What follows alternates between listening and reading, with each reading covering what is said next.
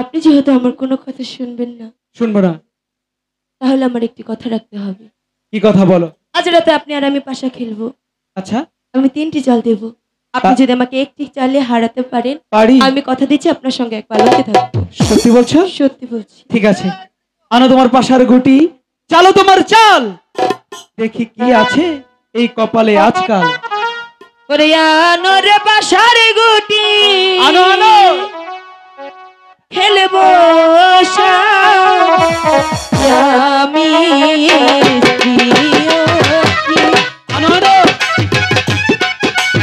পাশার গুটি নিয়ে এসো।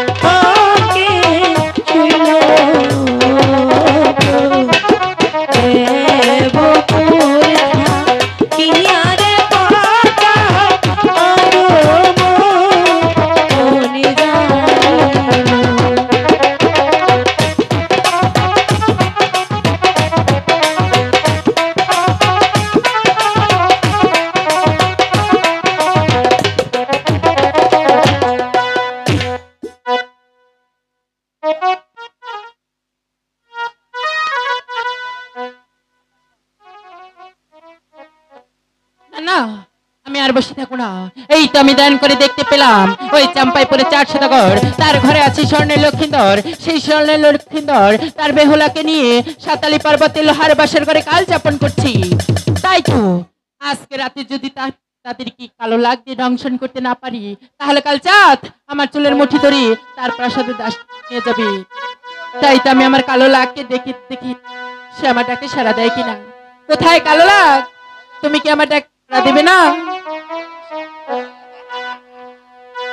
ইয়োরে কালো কালো বলা রে পদারা কি এলা কিলো রে ইয়োরে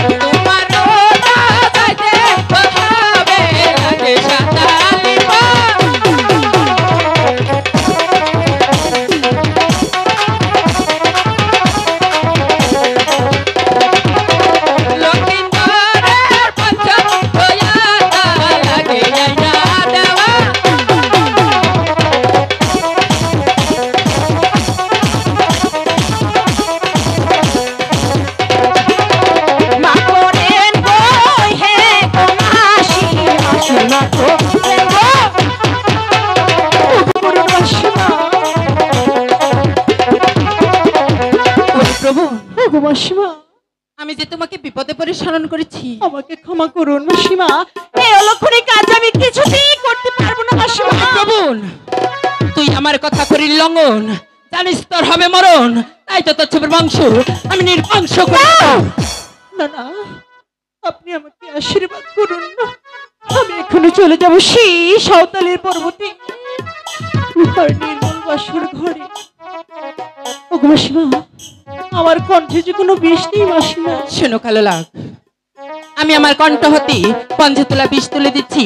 এই পঞ্চতলা বিষ নিয়ে তুমি চলে যাবি সেই সাতালি পর্বতে লোহার বাসর করি, ওই লক্ষিন্দরের পানি দংশন করবে। ওগো মাসিমা, নোনা জলে থাকে, আমি নোনা পানি খাই, নোনা পানি খেয়ে যে আমার শরীর হয়েছে ভারী, আমি কেমন করে সাঁওতালি পর্বত উঠবো মাসিমা? ওরে কালো লাগ, সেই সাতালি পর্বতে লোহার বাসর করি যাওয়ার জন্য তোমার রাস্তা করে দিয়েছি। ঠিক আছে মাসিমা, আমি আপনার কথা মতো চলে যাবো সেই সাঁওতালির পর্বত। ঠিক আছে কালো লাগ, তবে তার চলে যাও। ওড়িশা পীর কান দোলে পাশান